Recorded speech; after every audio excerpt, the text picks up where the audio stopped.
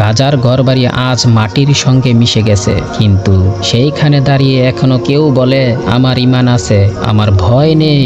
একটি শিশু যার বয়স কেবল 7, চোখে জল নেই, বরং আছে এমন এক আগুন যা অন্যকে ভয় পায় না, বরং তাকেই ভয় দেখায়। আমরা যখন ঘরের আলোতে বসে সিনেমা দেখি, ঠিক তখনই কোনো এক শিশু তার চোখের সামনেই ভাই বোনকে হারায়। শব্দ হয় না, কেবল কান্নার ভিতরে যুদ্ধ চলতেই থাকে। আমরা যখন সেলফি তুলি নতুন জামা পরে, তখনই গাজার আরেক শিশু বাবার রক্তমাখা ছবি ধরে কাঁপতে কাঁপতে চুমু খায়। তারা দেখিয়ে দিয়েছে জয় মানে বড় অস্ত্র নয়, জয় মানে হলো অটুট ঈমান আর সাহসিকতা আর আল্লাহর প্রতি অবিচল ভরসা।